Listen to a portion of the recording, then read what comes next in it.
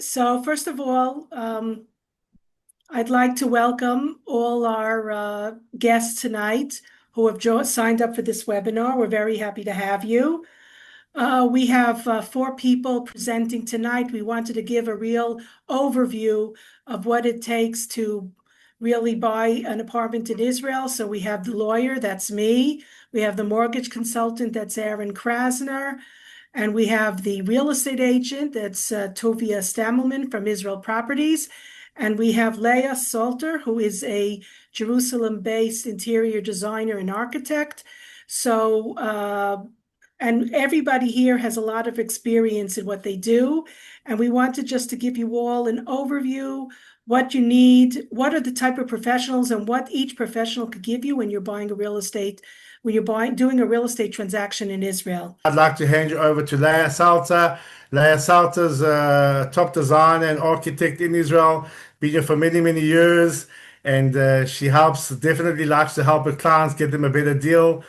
And she's essential when we're buying a new project or buying a home to make sure that you want to get the maximum, especially for the Anglos coming from overseas who are used to space and luxury and design. So without further ado, Leah, thank you, and we're very happy to have you with us. And welcome, and Bezrat Hashem, you'll add value to the team. And guys, thank you so much, and we're looking forward all the best. Thank you so much Trevor, for your nice words. And thank you for all of you. I think we're really a great team together and we're giving a good value for everyone. I'm actually very excited to meet you here, and I want to introduce myself. So first of all, as you can hear my accent, I'm an Israeli. I met my husband Paul in Manchester while I was a community representative of the Jewish Agency. We decided to start our life in Manchester and then to move in Israel sometimes in the future, and it happened 25 years ago. Throughout my 28 years in the field, I had the privilege of leading countless projects, both private and public, and my specialized really is in religious community, olim, and seniors, and you can be all in one. Because I lived abroad, I was born in Israel, I understand the challenges of living in a new place, a different culture, and with a different language. And basically, interior design is all about the heart. And I'm working for my heart with, of course, with professional tools. And I know as well how to communicate with quite tough Israeli builders and suppliers, which I think for any kind of new immigrants or lim, it's impossible or very hard, and it's really an interesting process. So as well, I can get some discounts because I got like a strong shoulders. It's important for me to tailor design not only for your personal style, but also to allocate the budget, which is so important that you won't really spend too much than you thought, and then you're having a problem with the mortgage or your personal saving.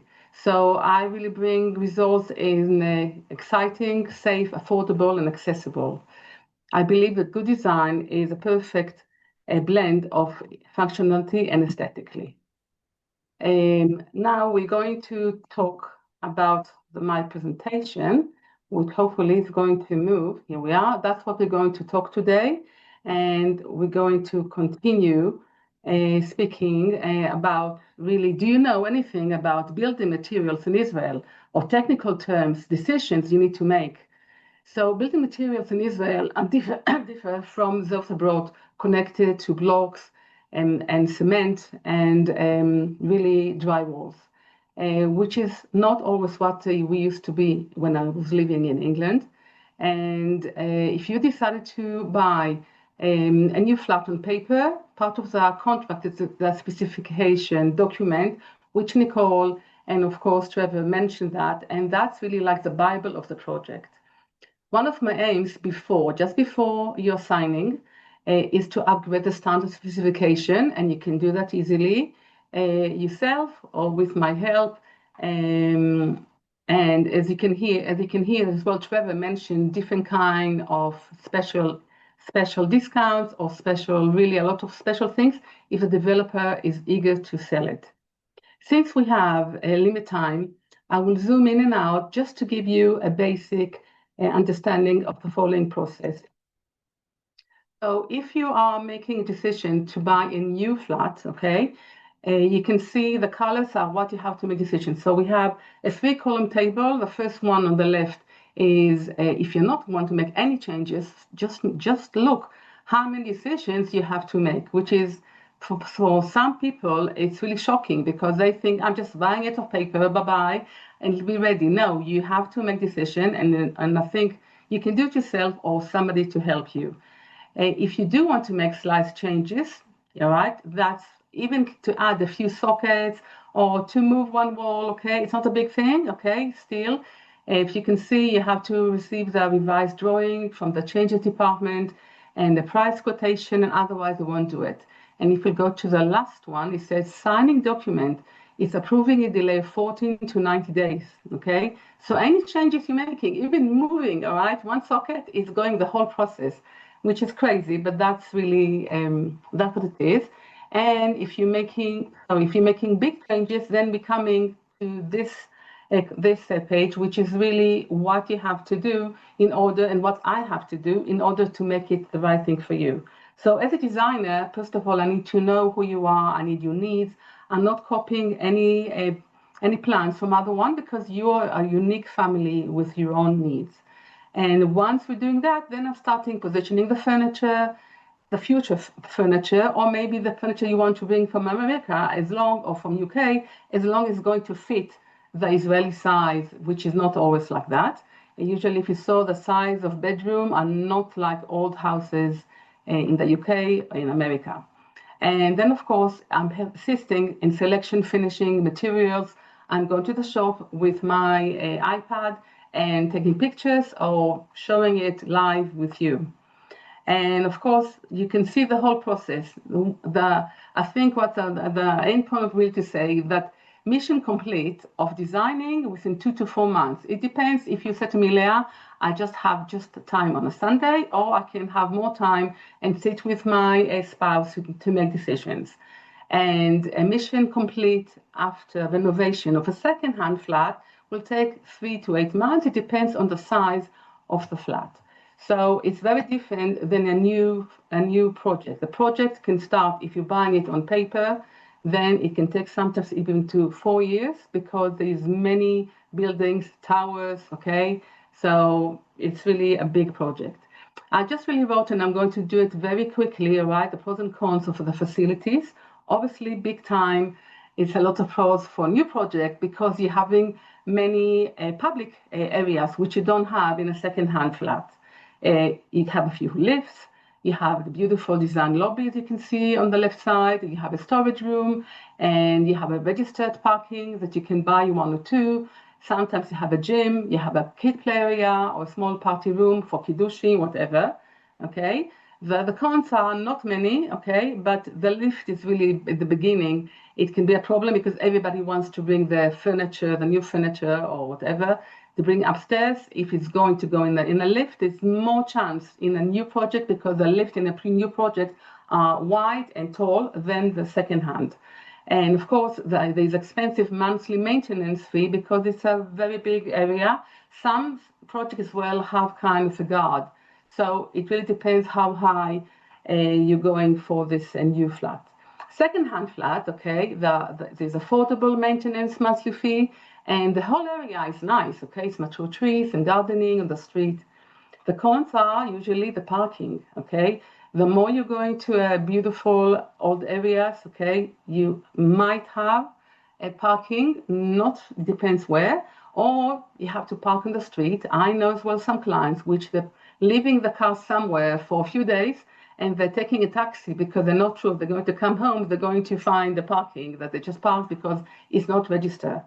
So this is really important, especially when you need to have a waste crane to bring and to lift things to the flat.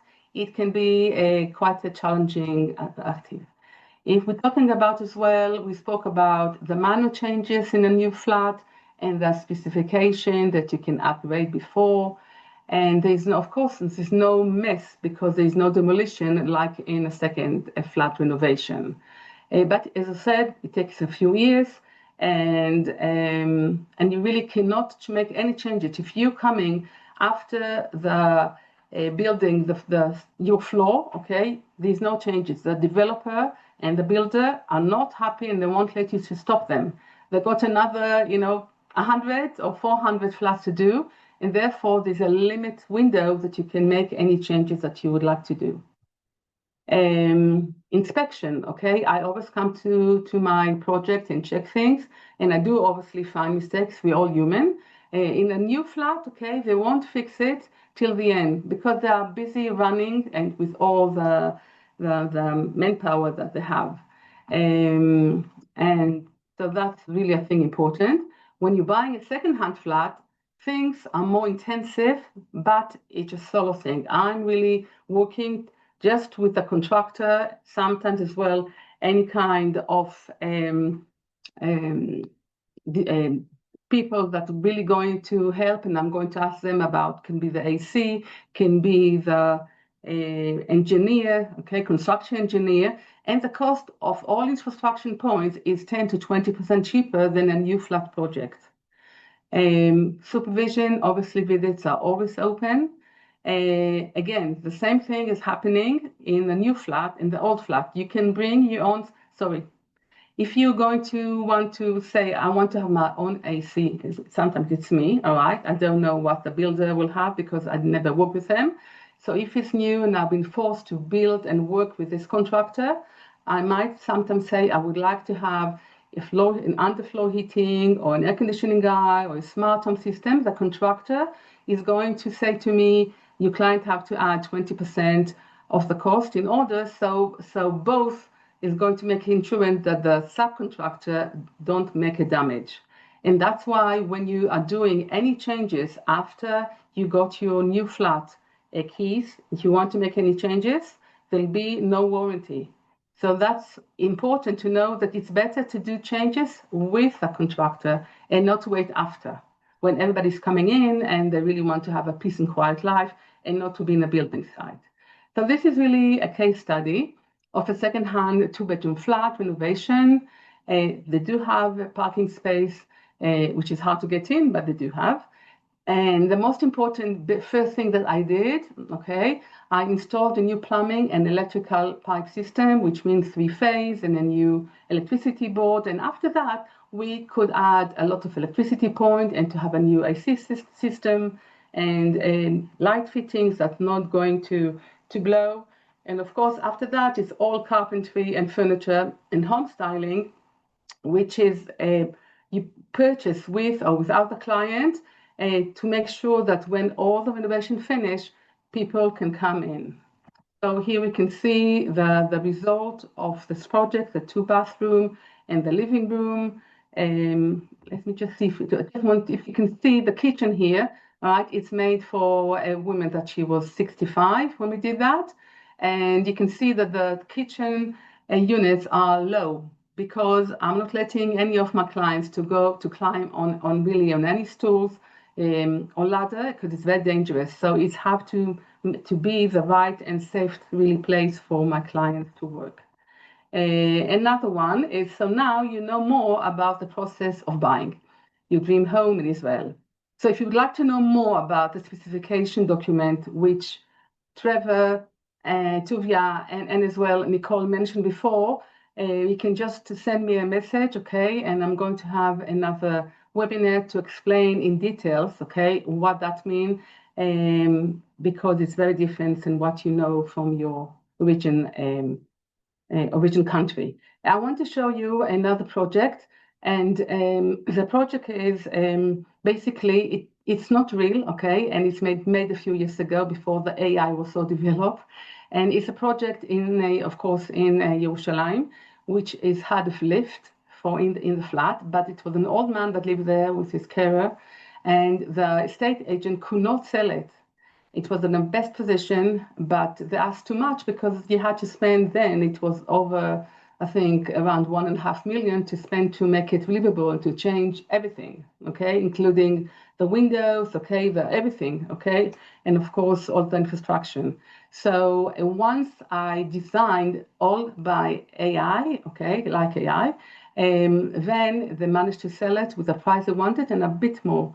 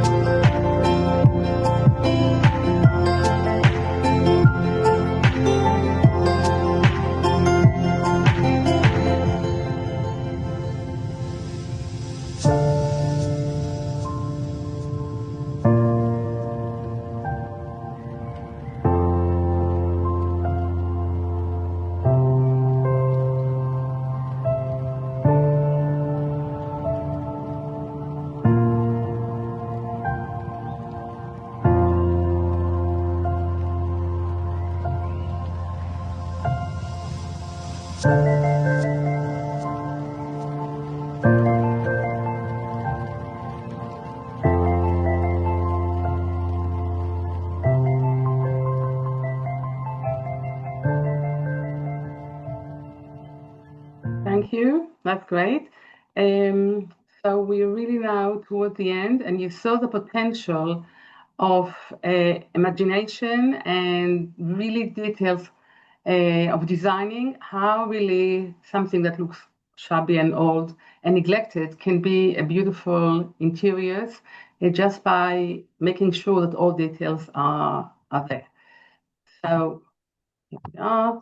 To move again. Okay, let's try this one.